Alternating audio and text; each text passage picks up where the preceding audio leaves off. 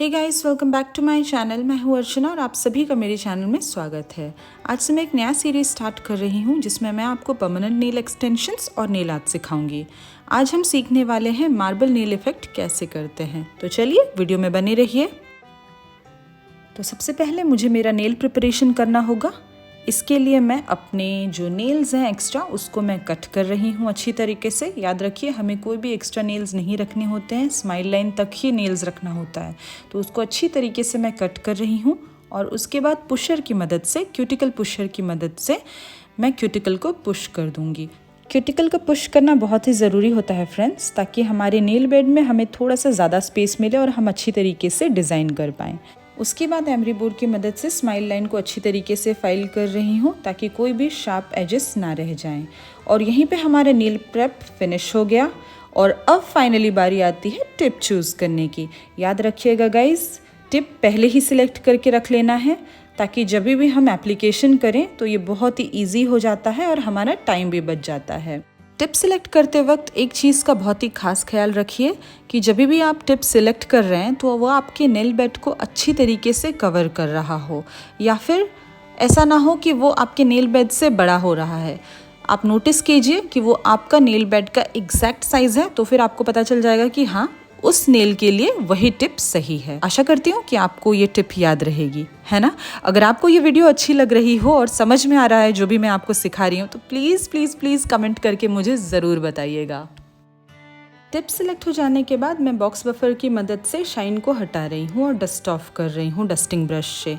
ये स्टेप करना बहुत ही ज़रूरी है ताकि आपका जो टिप है वो अच्छी तरह से नेल में चिपक जाए। और अगर हम ये नहीं करेंगे तो हो सकता है कि हमारे नेल पे कोई मॉइस्चर हो जिसकी वजह से कि टिप हमारा ज़्यादा दिन तक टिके नहीं। नेक्स्ट स्टेप में नेल ग्लू लिया और उसे टिप के बेस में लगाया जहाँ मार्किंग है, और कुछ सेकंड्स रुक कर नेल बेड पर ज़ोर से प्रेस करके लगा दिया। कुछ सेकंड और हमें ऐसे प्रेस करके रखना होगा क्योंकि इससे जो हमारी टिप है वो अच्छी तरह से चिपक जाएगी अगेन।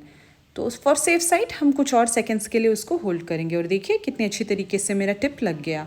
और ऐसे ही करके मैंने अपने सारे फिंगर्स के सारे टिप्स लगा दिए। नेक्स्ट स्टेप आती है टिप को शेप एंड साइज़ देने की। तो सबसे पहले मैं टिप को कट कर रही हूँ मीडियम लेंथ में। आप अपने हिसाब से लेंथ डिसाइड कर सकते हो, शॉर्ट या फिर लॉन्ग, जैसे भी आपकी मर्ज़ी हो। आज मैं मीडियम लेंथ रख रही हूँ। देन मैं टिप को मर्ज कर रही हूँ रियल नेल के साथ, और साथ ही साथ मैं टिप की शाइन भी एमरी बोर्ड की मदद से हटा रही हूँ। आप चाहें तो आप बॉक्स बफर का भी यूज़ कर सकते हो। इसके बाद मैंने डस्टिंग ब्रश की मदद से डस्ट ऑफ कर दिए सारे डस्ट। इसके बाद मैंने बॉक्स बफर की मदद से सरफेस को अच्छी तरीके से पॉलिश कर दिया है ताकि जो जेल एप्लीकेशन हमारा स्मूथ हो सके। अब बारी आती है नेल्स को स्ट्रेंथ देने की। इसके लिए मैंने हार्ड जेल का यूज़ किया है। टोटल 3 लेयर्स होंगे हार्ड जेल्स के। पहली लेयर पतली होगी, उसके बाद हम 60 सेकेंड क्योर करेंगे और उसके बाद 2 और लेयर आएंगे और वैसे ही हम 60 सेकेंड लैम्प के अंदर क्योर करेंगे। सॉरी फ्रेंड्स, मैं ये वीडियो आपको नहीं दिखा पा रही हूँ क्योंकि मेरा कैमरा बंद हो गया था। क्योर करने के बाद जेल की स्टिकीनेस को हटाने के लिए हम एसीटोन फ्री की मदद से उसको वाइप कर देंगे। जेल एप्लीकेशन के बाद उसके सरफेस को हमें अच्छी तरह से स्मूथ करना होता है ताकि हमारा जेल पेंट एप्लीकेशन फिनिशिंग के साथ हो पाए। इसके लिए पहले मैं एमरी बोर्ड से अच्छी तरह से शेपिंग कर रही हूँ और साइड्स को भी अच्छी तरीके से नीट कर रही हूँ। इसके बाद फ्रेंड्स मैं सॉफ्ट बफर से बफिंग कर रही हूँ क्योंकि एमरी बोर्ड चलाने के बाद हमारे जो हार्ड लाइंस आ जाते हैं नेल्स के ऊपर उसको हमें हटाना होता है, क्योंकि कोई भी हम नेल आर्ट करेंगे तो फिर वो अच्छे से स्मूथली नहीं हो पाएगा। तो ये यहाँ पे देखिए मैंने बफिंग कर लिया और इसके बाद मैं डस्टिंग ब्रश की मदद से दोबारा से सारे डस्ट को मैंने हटा दिया।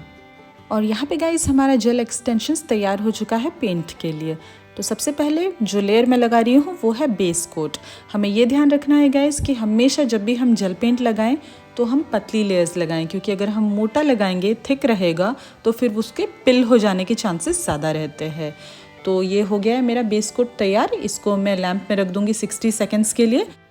डिज़ाइन के लिए सारे फिंगर्स पे वाइट जेल पेंट की एक कोट में कर रही हूँ। ये जो कोटिंग है ये पतली रहेगी, पतली रखकर ही इसको मुझे 60 सेकेंड्स के लिए पहले क्योर करना है। और इसके बाद बाकी सारे फिंगर्स में मुझे सेकेंड लेयरिंग करनी है, सिर्फ इंडेक्स फिंगर को छोड़कर, क्योंकि इंडेक्स फिंगर में मुझे मार्बल इफेक्ट करना है। मार्बल इफ़ेक्ट के लिए मैंने मिक्सिंग पैलेट में पिंक और वाइट कलर लिया है और एक वाइट और पिंक को मिक्स करके एक लाइट पिंक कलर भी तैयार कर लिया है। अब एक फ्लैट ब्रश की मदद से पेंट को उठाकर मैं उसको वेव्स की तरह लाइट हैंड से स्प्रेड कर रही हूँ ताकि मेरे नेल्स अच्छी तरह से कवर हो जाए। अब आप इसमें आपकी मर्ज़ी है, कहीं आपको ज़्यादा लाइट या ज़्यादा कम या वाइट चाहिए, जैसे चाहिए आप उसको अपने अकॉर्डिंग कर सकते हो। सेम प्रोसेस से ऑफ कैमरा मैंने ये मार्बल इफ़ेक्ट अपने रिंग फिंगर पे भी कर लिया। ये मैंने इंक्लाइंड शेप में किया है और इसके जो बॉर्डर्स हैं इसके एजेस को छुपाने के लिए या फिर ये कहूँ कि डिज़ाइन को और थोड़ा अच्छा लुक देने के लिए मैं गोल्डन फॉइल यूज़ कर रही हूँ। इसको मैं एक ब्रश की मदद से बस इसको यहाँ पे स्टिक करते जा रही हूँ। देखिए ये कितना अच्छा लग रहा है। लास्ट में डिज़ाइन को कंप्लीट करने के लिए मैंने सोचा कि थंब में मैं रिबन आर्ट करूँगी, तो इसके लिए बस ऐसे रिबन के रोल्स आते हैं जिसमें ऑलरेडी ग्लू होती है। तो बस इसको निकाल के हमें जहाँ पे चाहिए फिंगर्स में वहाँ पे चिपकाना होता है। मुझे लगा कि जितना मेरा फ्री एज एरिया है वहाँ पे मैं इसको 2 लाइंस उससे क्रिएट करूँगी जिससे कि अच्छा फ्रेंच इफ़ेक्ट आएगा, एक इल्यूजन होगा। तो बस इसको मैं निकाल के यहाँ पे देखिए जैसे मैं लगा रही हूँ और बस ये मुझे बहुत खूबसूरत लगा।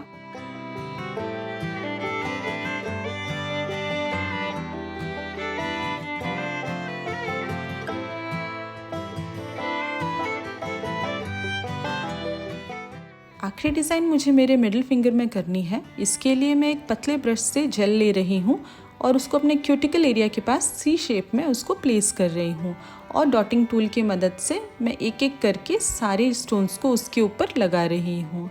इसके बाद मुझे इसको क्योर कर देना है अगेन 60 सेकेंड्स के लिए।